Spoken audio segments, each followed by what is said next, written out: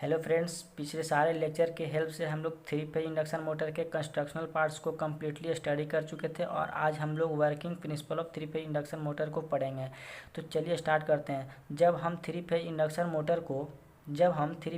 Motor के starter winding को three phase supply देते हैं, थ्री फेज एसी सप्लाई देते हैं, that means R phase, Y phase और बी फेज सप्लाई देते हैं, तो उसके कारण क्या होता है, तीनों फेज में अपना अपना करंट सेटअप होता है। आर फेज में I1 करंट सेटअप होगा, वाई फेज में I2 करंट सेटअप होगा, इस और बी फेज के कारण I3 करंट सेटअप होगा। तो I1 जो है, और ये भी हम जानते हैं कि अगर जो होता है फाई जो होता है वो डायरेक्टली प्रोपोर्शनल टू होता है IM। फाई जो होता है डायरेक्टली प्रोपोर्शनल टू होता है IM, मतलब कि अगर कोई भी कॉइल है, कोई भी कंडक्टर है, उसमें अगर करंट फ्लो हो रहा है तो अपने चारों ओर क्या करेगा, अपना फ्लक्स सेटअप करेगा और वह फ्लक्स सेटअप करेगा। तो डेट मीन्स अगर इस फेज में, इस वाइंडिंग में क्या कर रहा है, I1 फ्लो कर रहा है, I1 करंट फ्लो कर रहा है, तो इसके कारण क्या होगा कि अपना फ्लक्स सेटअप करेगा, कितना, फाई 1 फ्लक्स सेटअप करेगा। उसी प्रकार I2 जो है एक वाइंडिंग, सेकेंड वाइंडिंग में I2 करंट फ्लो कर रहा है, उसके कारण क्या होगा, फाई 2 फ्लक्स सेटअप होगा। और I3 जो तीसरा वाइंडिंग जो है उसमें I3 करंट फ्लो कर रहा है, तो उसको अपना फ्लक्स सेटअप करेगा, कितना, फाई 3 फ्लक्स सेटअप करेगा।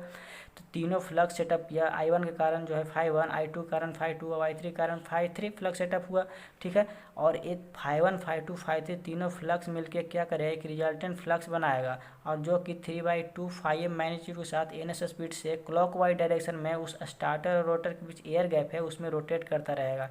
ये आखिर फाई 1, फाई 2, फाई 3 जो तीनों फ्लक्स मिलके फायर जो है, फायर एक रिजल्टेंट फ्लक्स जो है तैयार किया। ये कैसे किया और कितने मैग्नीट्यूड के साथ कैसे रोटेट कर रहा है, ENS स्पीड के साथ कैसे रोटेट कर रहा है, इसका कैलकुलेशन कैसे करते हैं, ये सारे चीज़ को हम लोग पिछले रोटेटिंग फील्ड थ्योरी में स्टडी कर चुके हैं, बता चुके हैं। अगर आप नहीं देखे हैं तो पहले उस वीडियो को आप जाकर देखिए, ताकि आगे समझने में कोई भी दिक्कत ना हो। तो यहाँ पे लेके चलते हैं कि यहाँ रिजल्टेंट फ्लक्स जो है दैट मीन्स फाई आर, जिसका नेचर क्या है, रोटेटिंग नेचर का है, वह 3/2 फाई एम मैग्नीट्यूड के साथ NS स्पीड से उस स्टार्टर रोटर के बीच एयर गैप है उसमें क्या कर रहा है, रोटेट कर रहा है। किस डायरेक्शन में रोटेट कर रहा है, तो क्लॉकवाइज डायरेक्शन में रोटेट कर रहा है, क्लॉकवाइज डायरेक्शन में रोटेट कर रहा है। अब आप समझिए कि क्या है कि स्टार्टर है और ये क्या आपका रोटर है, इस पर रोटर कंडक्टर रखा हुआ रहता है, जिस पे क्या, जब इसका नेचर, रिजल्टेंट फ्लक्स का नेचर अगर क्या है, अल्टरनेटिंग नेचर का है, डेट मीन रोटेटिंग नेचर का है, तो इस Faraday law of electromagnetic induction के अनुसार इस रोटर कंडक्टर पे क्या होगा कि एक EMF सेटअप होगा। क्यों? क्योंकि स्टार्टिंग में जो था वो स्टार्टर जो, सॉरी, रोटर कंडक्टर क्या है, स्थिर अवस्था में है, तो इस पर क्या होगा, रोटर कंडक्टर पे एक EMF सेटअप होगा। और जैसे कि पिछला हम कंस्ट्रक्शन में बता चुके हैं कि अगर सारा रोटर कंडक्टर क्या होता है, एक दूसरे से शॉर्ट सर्किटेड होते हैं, सो उसमें क्या होगा कि करंट फ्लो करना शुरू करेगा। और जब करंट फ्लो करना शुरू करेगा दैट मीन्स रोटर कंडक्टर में क्या आ गया, यहाँ पे क्या आ गया, करंट फ्लो करना शुरू कर दिया, मतलब प्रत्येक रोटर कंडक्टर में करंट फ्लो करना शुरू कर दिया है। तो क्या होगा कि एक और लॉ आता है जो कि कहता है कि अगर कोई भी कंडक्टर को एक यूनिफॉर्म मैग्नेटिक फील्ड में रखते हैं तो क्या होगा, उस रोटर कंडक्टर पे एक फोर्स एक्सपीरियंस होगा, उस फोर्स एक्सपीरियंस होगा। तो वही लॉ कहता है कि अगर कोई भी कंडक्टर को यूनिफॉर्म मैग्नेटिक फील्ड में रखते हैं तो उस कंडक्टर पे क्या लगेगा, फोर्स लगेगा, डेट मीन्स सारे कंडक्टर पे फोर्स लगना शुरू हो जाएगा। और ये जो है इसका रोटर का नेचर क्या है कि एक सिलेंड्रिकल नेचर है, इसीलिए क्या होगा कि एक टॉर्क जनरेट होगा, यहाँ पे एक टॉर्क जनरेट होगा, और वह उसके कारण क्या होगा कि रोटर को जो है रोटेट करना शुरू कर देगा। तो आखिर अब बात आता है यहाँ पर, तो समझिए कि रोटेट करना शुरू कर दिया, तो यहाँ पे हम सपोज कर लेते हैं कि रोटर जो है किस स्पीड से, NR स्पीड से रोटेट कर रहा था, फायर जो है वो NS स्पीड से रोटेट कर रहा था, डेट मीन्स इस NS स्पीड साइक्रोनस स्पीड से रोटेट कर रहा था। लेकिन अब रोटर जो है रोटेट करना शुरू कर दिया, टॉर्क लगने के कारण जो है उस रोटेट करना शुरू कर दिया, किस स्पीड से, तो हम मान लेते हैं कि NR स्पीड से रोटेट करना शुरू कर दिया है। ठीक है, इतना बात समझिए। लेकिन अब जो क्या आता है कि एक यहाँ पे हम लोग देख चुके थे कि रोटर जो है रोटेट करना शुरू कर दिया है, डेट मीन्स उसको हम लोग सपोज कर रहे थे कि वह NR स्पीड से क्या करना शुरू कर दिया है, रोटेट करना शुरू कर दिया है। लेकिन उसके रोटर के किस डायरेक्शन में रोटेट करेगा, क्लॉकवाइज डायरेक्शन में रोटेट करेगा, एंटी क्लॉकवाइज डायरेक्शन में रोटेट करेगा, उसके लिए हम लोग लेंज लॉ को देखते हैं। तो लेंज लॉ का जो कहना था कि इफेक्ट जो क्या करेगा, वो कॉज को अपोज करेगा, इफेक्ट जो है कॉज को अपोज करेगा, दैट मीन्स यहाँ पे जो इफेक्ट जो हो रहा है किसके वजह से हो रहा है, फाई आर और NS की वजह से हो रहा है, डेट मीन्स रिजल्टेंट फ्लक्स और उसके जो नेचर जो था रोटेटिंग नेचर, उसी के वजह से यहाँ पे इफेक्ट हो रहा था, डेट मीन्स करंट फ्लो हो रहा था, और उसके कारण टॉर्क डेवलप हो रहा था रोटर कंडक्टर पे, और वह रोटर को NR स्पीड से क्या करना शुरू कर दिया था, रोटेट करना शुरू कर दिया था। लेकिन यहाँ पे समझिए कि इनिशियली स्टार्टिंग में जो है रोटर कंडक्टर रुका हुआ था, और उसको फायर जो है कंटिन्यूसली NS/RPS से कट कर रहा था, तो वहाँ पे इट मीन्स 1 सेकेंड में है NS टाइम उसको कट कर रहा था रोटर कंडक्टर को। तो यहाँ पे फ्लक्स कटिंग एक्शन हाई था, फ्लक्स कटिंग एक्शन की वैल्यू यहाँ पे हाई था। तो फ्लक्स कटिंग एक्शन को धीरे धीरे कम करना है तो हमको लेंज लॉ अप्लाई हो जाएगा। तो फ्लक्स कटिंग एक्शन कब कम होगा, जब रोटर जो है फायर जो है क्लॉकवाइज डायरेक्शन में रोटेट कर रहा है, अब रोटर भी उसी के डायरेक्शन में रोटेट करना शुरू कर दे तो मेरा फ्लक्स कटिंग एक्शन की वैल्यू कम जाएगी। ठीक है, हम क्या बोले फिर से कि अगर फायर जो है that means resultant flux clockwise direction में रोटेट कर रहा है, ठीक है, और जो है रोटर भी अगर उसी के डायरेक्शन में रोटेट करना शुरू कर दे तो यहाँ पे फ्लक्स कटिंग एक्शन की वैल्यू कम हो जाएगी। यही तो हमको करना था, लेंज लॉ के अनुसार तो यही कहता है कि इफेक्ट जो है कॉज को अपोज करेगा, तो that means flux cutting action की वैल्यू कम करना है। तो फ्लक्स कटिंग एक्शन की वैल्यू देखिए कैसे कम होगा, कि देखिए कि यहाँ पे d∅ फ्लक्स कटिंग एक्शन की मतलब क्या होगा d∅/dt, और हम लोग यह जान चुके हैं कि NR से स्पीड से रोटर जो है रोटेट करना शुरू कर दिया है। तो देखिए पहले जो है NS टाइम कट कर रहा था, अब लेकिन जो है NR स्पीड से खुद रोटेट करना शुरू कर दिया है रोटर। तो अब जो है फ्लक्स कटिंग एक्शन की वैल्यू हो जाएगी क्या, NS - NR, that means flux cutting action की वैल्यू कम जाएगी। पहले अगर मान लिया कि 50 RPM से कट कर रहा था, 50 RPS से कट कर रहा था, लेकिन अब जो है रोटर का कुछ स्पीड हो गया है, कुछ स्पीड से खुद जो है रोटेट कर रहा है, तो यहाँ पे अब क्या हो जाएगा 30 RPS से कट करेगा, फिर धीरे धीरे क्या हो जाएगा उसका धीरे धीरे रोटर का स्पीड और बढ़ेगा, तो क्या हो जाएगा 20 RPS से कट करेगा, रोटर का स्पीड धीरे धीरे और बढ़ेगा, फिर 10 RPS से कट करेगा। मतलब कि धीरे धीरे करते करते आखिर जो है रोटर का जैसे जैसे रोटर का क्या हो जाएगा, रोटर का स्पीड बढ़ेगा तो यहाँ पर फ्लक्स कटिंग एक्शन की वैल्यू क्या हो जाएगी, कम हो जाएगी। तो फ्लक्स कटिंग एक्शन की वैल्यू जब घटेगी तो क्या हो जाएगा कि रोटर कंडक्टर में जो EMF सेटअप हो रहा था फ्लक्स कटिंग एक्शन के कारण वो भी घट जाएगा। और जब EMF घटेगा तो रोटर कंडक्टर में जो करंट सेटअप हो रहा था EMF के कारण वो भी घट जाएगा, और करंट के कारण जो टॉर्क डेवलप हो रहा था इंड्यूस टॉर्क वो भी मेरा क्या हो जाएगा, घट जाएगा। और इंड्यूस टॉर्क घटते घटते कितना हो जाएगा, 0 हो जाएगा। ठीक है, लेकिन यह कब होगा, जब रोटर कंडक्टर जो है फायर के डायरेक्शन में रोटेट करना शुरू कर देगा तब। डेट मीन्स फायर जो है क्लॉकवाइज डायरेक्शन में रोटेट कर रहा है, तो यहाँ पे रोटर कंडक्टर को भी क्लॉकवाइज डायरेक्शन में रोटेट करना होगा। तो इसके अनुसार हमको लोग को पता चल गया कि rotor conductor that means rotor conductor जो है वो क्लॉकवाइज डायरेक्शन में रोटेट करने शुरू कर दिया है। रोटर कंडक्टर जो है क्लॉकवाइज डायरेक्शन में रोटेट करना शुरू कर दिया है। ठीक है, अब हम लोग समझते हैं कि कोई भी चीज़ अगर रोटेट करता है, ठीक है, तो वहाँ पे क्या लगता है कि फ्रिक्शन लगता है। जैसे में कोई आदमी ही अगर चलता है तो वहाँ पे उसके पैर के बीच में हवा से क्या होता है कि फ्रिक्शनल लगता है। फ्रिक्शन आप जानते हैं कि हमेशा क्या लगता है, अपोजिट डायरेक्शन में लगता है। तो जैसे यहाँ पे रोटर जब रोटेट करना शुरू कर दिया तो वहाँ पे भी हवा है, तो वहाँ पे क्या होगा कि एक विंडेज फ्रिक्शन लगेगा, मैकेनिकल बियरिंग फ्रिक्शन लगेगा, और अदर इक्विपमेंट होंगे उसके बीच के फ्रिक्शन लगेगा।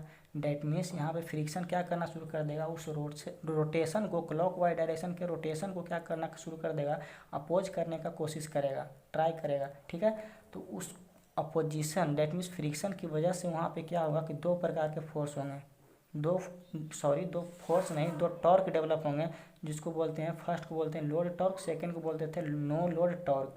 जब शाफ्ट पे लोड अप्लाइड है तो उस टाइम जो टॉर्क लगेगा उसको बोलेंगे लोड टॉर्क, और जब शाफ्ट पे लोड कनेक्टेड नहीं है तो उसको बोलेंगे नो लोड टॉर्क। ठीक है, लोड टॉर्क को हम लोग रिप्रेजेंट कर रहे थे टाउ एल से, और नो लोड टॉर्क को रिप्रेजेंट कर रहे थे टाउ नो लोड से। ठीक है, डेट मीन्स एन एल से। ठीक है, तो यहाँ पे दो केस बनता है कि आखिर जो है रोटर जो है क्लॉकवाइज डायरेक्शन में रोटेट करना शुरू कर दिया है, किसके वजह से, इंड्यूस टॉर्क की वजह से जो है क्लॉकवाइज डायरेक्शन में रोटेट करना शुरू कर दिया है, और यहाँ फ्रिक्शन की वजह से यहाँ पे दो टॉर्क जो डेवलप हुए हैं, लोड टॉर्क और नो लोड टॉर्क, वो जो है एंटी क्लॉकवाइज डायरेक्शन में रोटेट करेगा, क्योंकि फ्रिक्शन हमेशा अपोज करने का कोशिश करता है। तो हम क्या बोलें कि अगर ये रोटर है, आप अच्छा से समझिए, ध्यान से समझिए कि ये क्या है, कि रोटर है, स्टार्टिंग में इंड्यूस टॉर्क की वजह से क्लॉकवाइज डायरेक्शन में रोटेट कर रहा, लेकिन जैसे ही फ्रिक्शन की वजह से जब नो लोड टॉर्क आया, अभी समझिए कि शाफ्ट पे कोई भी लोड नहीं लगा हुआ है। जब शाफ्ट पे जब लोड नहीं लगा हुआ रहेगा तो डेट मीन्स नो लोड की कंडीशन रहेगा। अब नो लोड की कंडीशन में भी क्या होगा कि वहाँ पे एक टॉर्क डेवलप होगा, टॉर्क लगेगा उसकी, जो कि अपोजिट डायरेक्शन में लगेगा। मतलब कि जो है कि क्लॉकवाइज डायरेक्शन में लग रहा था इंड्यूस टॉर्क, तो ये जो है opposite direction that means anti clockwise direction में लगेगा। लेकिन आप बता दिए हैं कि इंड्यूस टॉर्क की वैल्यू क्या होगी, हाई होगी, क्योंकि सप्लाई जो हम लोग दिए हैं उस जो है सप्लाई के कारण वो टाउ आई आया है, डेट मीन्स इंड्यूस टॉर्क आया है। तो इसकी वैल्यू जब हाई होगी और इसकी वैल्यू क्या है, केवल फ्रिक्शन से जो है टॉर्क डेवलप हुआ है, इसीलिए इसका वैल्यू क्या होगा, कम होगा। That means no load torque की वैल्यू यहाँ पे कम होगा, और तो इसीलिए क्या होगा कि एक रिजल्टेंट टॉर्क डेवलप होगा। आप खुद समझिए कि इसका अगर क्लॉकवाइज डायरेक्शन में जो है इंड्यूस टॉर्क लग रहा है जिसका वैल्यू हाई है, और नो लोड टॉर्क जो लग रहा है वो एंटी क्लॉकवाइज डायरेक्शन में लग रहा है जिसकी वैल्यू अगर लो है, तो यहाँ पे क्या होगा कि एक रिजल्टेंट टॉर्क लगेगा जिसकी वैल्यू क्या किस डायरेक्शन में होगी, क्लॉकवाइज डायरेक्शन में होगी। डेट मीन्स वही लिखे हैं यहाँ पे कि अगर रिजल्टेंट टॉर्क जो होगा वो क्लॉकवाइज डायरेक्शन में होगा, क्लॉकवाइज डायरेक्शन में रोटेट करता रहेगा। तो इससे हमको पता चला कि जब शाफ्ट पे कोई भी लोड कनेक्टेड नहीं रहेगा तो उस टाइम भी जो है इंड्यूस टॉर्क की वजह से जो है एक रिजल्टेंट टॉर्क लगता रहेगा जिसके कारण क्या होगा कि अभी भी वो जो है रोटर जो है रोटेट करता रहेगा किस डायरेक्शन में, वो क्लॉकवाइज डायरेक्शन में। कब, नो लोड टॉर्क के केस में। मतलब कि यही पता चला कि नो लोड टॉर्क के केस में क्या करता रहेगा, रिजल्टेंट टॉर्क के कारण जो है क्लॉकवाइज डायरेक्शन में अभी भी रोटेट करता रहेगा। भले ही उसका रोटेशन का स्पीड कुछ कम जाए नो लोड टॉर्क की वजह से, तो वो तो अलग बात है, लेकिन अभी भी क्या कर रहा है, वो रोटेट कर रहा है किस डायरेक्शन में, तो क्लॉकवाइज डायरेक्शन में ही। लेकिन वह बात यह आती है कि आखिर कब तक वह जो है रोटेट करता रहेगा, रिजल्टेंट टॉर्क की वजह से कब तक वह रोटेट करता रहेगा। यहाँ पे देखिए कब तक रोटेट करता रहेगा, तो देखिए हम बताएं कि टाउ आई की वैल्यू क्या है, यहाँ पे ज़्यादा है किससे, टाउ नो लोड से। इसी की वजह से क्या हुआ है कि एक रिजल्टेंट टॉर्क डेवलप हुआ जो कि क्लॉकवाइज डायरेक्शन में रोटेट कर रहा है। लेकिन यह कब तक जो है रोटेट करता रहेगा, तब तक कि वह इक्विलिब्रियम पोजीशन को गेन नहीं कर लेता है। जब तक कि वह इक्विलिब्रियम पोजीशन को प्राप्त नहीं कर लेता है तब तक वह क्लॉकवाइज डायरेक्शन में क्या करता रहेगा, रोटेट करता रहेगा। और उसका इक्विलिब्रियम पोजीशन क्या है कि डेट मीन्स इंड्यूस टॉर्क जो है नो लोड टॉर्क के बराबर नहीं हो जाए। जब इंड्यूस टॉर्क और नो लोड टॉर्क आपस में बराबर हो जाएंगे तो दोनों को क्या करेगा, आपस में कैंसिल आउट करेगा, और वहाँ पे रोटर पे कोई भी एक्सीलरेशन नहीं होगा, रोटर जो है एक्सीलरेट नहीं करेगा। और जो रोटर की एक्सीलरेट नहीं करेगा, ठीक है, तो डेट मीन्स आप जानते हैं कि एक्सीलरेशन जीरो हो जाती है। जहाँ पे इक्विलिब्रियम पोजीशन पे एक्सीलरेशन जीरो हो गया तो वहाँ पे क्या होता है, ए बराबर v minus you by T. जब एक्सीलरेशन की वैल्यू जीरो हो गई है तो डेट मीन्स v बराबर you, that means final speed जो होता है, फाइनल वैल्यू और इनिशियल वैल्यू बराबर हो जाती है। डेट मीन्स कांस्टेंट स्पीड से क्या करना शुरू कर देगा, मोटर जो है रोटर जो है रन करना शुरू कर देगा। आप लोग समझिए, मैं एकदम आराम से समझा रहा हूँ। ये तो आप बात समझ गए होंगे कि पहला क्या बोलें कि इनिशियल टॉर्क की वैल्यू हाई रहता है, लेकिन फ्रिक्शन के कारण जो नो लोड टॉर्क लग रहा है इसका वैल्यू कम है। तो कम है इसीलिए क्या होगा कि एक रिजल्टेंट टॉर्क लगेगा जो इसका वैल्यू किस डायरेक्शन में होगा, वो भी क्लॉकवाइज डायरेक्शन में होगा। लेकिन कब तक जो है क्लॉकवाइज डायरेक्शन में रोटेट करता रहेगा, जब तक कि ये जो है torque that means induce torque और नो लोड टॉर्क बराबर नहीं हो जाता आपस में। अगर जब दोनों आपस में बराबर हो जाएगा डेट मीन्स दोनों आपस में कैंसिल आउट करेगा, और उस डेट मीन्स वहाँ पे एक्सीलरेशन जीरो हो जाएगी, और एक्सीलरेशन जीरो डेट मीन्स वहाँ पे कांस्टेंट स्पीड से रन करना शुरू कर देगा। लेकिन जो दूसरा केस हम लोग को आता है वो क्या है कि समझिए कि अभी क्या है कि रोटर है, लेकिन उस टाइम क्या था कि शाफ्ट पे कोई भी लोड अप्लाई नहीं था। लेकिन अब उस शाफ्ट पे हम लोग क्या कर दिए हैं, लोड अप्लाई कर दिए हैं। यहाँ पे जो शाफ्ट होगा इस पे लोड कनेक्ट कर दिए हैं, और जब लोड कनेक्ट कर दिए तो डेट मीन्स उस टॉर्क की वैल्यू बढ़ जाएगी। जो है नो लोड टॉर्क यहाँ पे केवल जो था, अब उसके साथ एक लोड टॉर्क जुट गया है, एक लोड टॉर्क ऐड हो गया है, तो इसका जो टोटल टॉर्क की वैल्यू जो होगी वो बढ़ जाएगी। तो इसका जो लोड टोटल टॉर्क की वैल्यू जो होगा ये बढ़ जाएगी। देखिए यहाँ पे केवल no load torque anti clockwise direction में रोटेट कर लग रहा था, तो इसका वैल्यू हाई था। लेकिन अब क्या हो जाएगा, इसमें जो है एक लोड टॉर्क जुट गया है, इसमें क्या हो गया, एक लोड टॉर्क जुट गया है, एक लोड टॉर्क जुट गया। देखिए यहाँ पे जिसको हम लोग बोल रहे हैं कि लोड टॉर्क, तो यहाँ पे लोड टॉर्क में दो टॉर्क है, एक नो लोड टॉर्क है, साथ ही साथ जो लोड लगा हुआ है, लोड कनेक्ट हुआ वो टॉर्क लगाया अपना torque. That means total torque की वैल्यू बढ़ गई है, और जब टोटल टॉर्क की वैल्यू बढ़ गई तो यहाँ पर भी एक रिजल्टेंट टॉर्क लगेगा, और इसका वैल्यू इस टाइम क्या हो जाएगा, कम जाएगा, क्योंकि इसमें दो टॉर्क है, एक नो लोड टॉर्क है साथ ही साथ लोड टॉर्क है। तो नो लोड टॉर्क और लोड टॉर्क दोनों टॉर्क मिला के एक रिजल्टेंट टॉर्क बनाएगा, जिसका वैल्यू क्या होगा, बहुत ज़्यादा होगा, और यहाँ पे इंड्यूस टॉर्क की वैल्यू कम जाएगी। इसीलिए यहाँ पे एक रिजल्टेंट टॉर्क लगेगा जिसको एंटी क्लॉकवाइज डायरेक्शन में रोटेट करना शुरू कर देगा। बट आप समझिए कि जब इसका वैल्यू ज़्यादा हो गया, इसका वैल्यू कम गया, तो इसका मतलब इसको इस डायरेक्शन में एंटी क्लॉकवाइज डायरेक्शन में रोटेट करना शुरू करेगा इसको, रोटर को। तो यहाँ पे समझिए कि इंड्यूस टॉर्क फिर से एक्टिव हो जाएगा, और एक्टिव होगा डेट मीन्स इंड्यूस टॉर्क को बढ़ना होगा, आखिर दोनों को कैंसिल करने के लिए, इक्विलिब्रियम पोजीशन को गेन करने के लिए इंड्यूस टॉर्क की वैल्यू बढ़ना होगा। यहाँ पे देखिए कि इसका वैल्यू हाई था, इसका वैल्यू कम था, तो इसको क्या होगा, इसको बढ़ना पड़ा। लेकिन अगर यहाँ पे देखिए कि इसका वैल्यू क्या हो गया है, लोड टॉर्क की वैल्यू हाई हो गया है और इंड्यूस टॉर्क की वैल्यू क्या हो गया है, अभी कम गया है, तभी नहीं इसको एंटी क्लॉकवाइज डायरेक्शन में रोटेट करने लगा है। तो यहाँ पे क्या होगा कि इंड्यूस टॉर्क की वैल्यू को बढ़ना होगा। तो इंड्यूस टॉर्क की वैल्यू को बढ़ने के लिए क्या होना पड़ेगा, rate of change of flux को बढ़ना होगा। और rate of change of flux कैसे बढ़ेगा कि देखिए यहाँ पे स्टार्टिंग से ही समझिए कि हम क्या बोले कि इंड्यूस टॉर्क की वैल्यू को बढ़ना होगा। और इंड्यूस टॉर्क की वैल्यू कब बढ़ेगी कि जानते हैं कि टाउ आई जो होता है वो डायरेक्टली प्रोपोर्शनल टू होता है 5 × I के, ये समझिए। और आई के क्यों है, यहाँ पे फ्लक्स क्या है, कांस्टेंट है आपका, क्योंकि वो जो उसका फ्लक्स क्या है, कांस्टेंट है, तो डेट मीन्स करंट पर डिपेंड कर रहा है। तो करंट मेरा बढ़ेगा तब मेरा बढ़ेगा क्या, इनिशियल टॉर्क बढ़ेगा, डेट मीन्स इंड्यूस टॉर्क बढ़ेगा। तो इसको हमको बढ़ाना है ताकि दोनों में क्या हो जाए, ये आपस में कैंसिल हो जाए और इक्विलिब्रियम पोजीशन को गेन कर ले। तो मेरा करंट को बढ़ना होगा। तो करंट कब बढ़ेगा, जब मेरा करंट बढ़ेगा, करंट कब बढ़ेगा, सॉरी, जब करंट कब बढ़ेगा, जब ईएमएफ बढ़ेगा, ईएमएफ बढ़ेगा। और ईएमएफ कब बढ़ेगा, जब rate of change of flux बढ़ेगा। वही ना बोले हैं कि आखिर टाउ आई को इंड्यूस टॉर्क को बढ़ने के लिए rate of change of flux को बढ़ना पड़ेगा। डेट मीन्स समझिए कि यहाँ पे जो है इसके बीच में flux, rate of change of flux को क्या होना पड़ेगा, बढ़ना पड़ेगा। मतलब कि यहाँ पे देखिए नो लोड टॉर्क के केस में जो rate of change of flux cutting action जो था वो NS - NR नो लोड था। फ्लक्स कटिंग एक्शन यहाँ पे क्या था, ये था। लेकिन यहाँ पे जो फ्लक्स कटिंग एक्शन क्या होगा कि NS - NR लोड होगा, ये होगा। तो इसका वैल्यू जो होगा, फ्लक्स कटिंग एक्शन यहाँ पे जो होगा वो क्या होगा, ज़्यादा होगा। यहाँ पे जो कि सॉरी नहीं दिखाई दिया होगा, ये आपको बताते हैं। यहाँ पे NS - NR L होगा flux cutting action load torque के केस में। तो इसका वैल्यू क्या होगा, ज़्यादा होगा, किसके तुलना में, नो लोड टॉर्क की तुलना में। ठीक है, तो यहाँ पे देखिए फ्लक्स कटिंग एक्शन की वैल्यू जब ज़्यादा हो जाएगी तो दोनों के क्या करेगा, आपस में इक्विलिब्रियम पोजीशन को गेन कर लेगा। डेट मीन्स दोनों कैंसिल आउट हो जाएगा।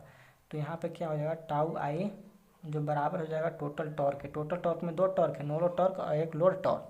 ठीक है, तो दोनों बराबर हो जाएगा। तो उस पोजीशन को हम क्या बोलेंगे, इक्विलिब्रियम पोजीशन। और इक्विलिब्रियम पोजीशन पर आप जानते हैं कि एक्सेलरेशन की वैल्यू क्या हो जाती है कि 0 हो जाती है। और एक्सेलरेशन की वैल्यू जब 0 तो v - u/t, डेट मीन्स यहाँ पे जो है वो v = u हो जाता है। मतलब फाइनल बराबर initial, that means constant speed क्या हो जाएगा, स्पीड आपका क्या हो जाएगा, कांस्टेंट हो जाएगा। ठीक है, चलिए आज के लेक्चर में हम लोग वर्किंग प्रिंसिपल को समाप्त किए। आप लोग जो है वीडियो को कैसा लगा वो ज़रूर बताइए, लाइक कमेंट शेयर कीजिए ताकि हम लोग अगला लेक्चर आप लोग के जल्द से जल्द अपलोड करें। Thank you.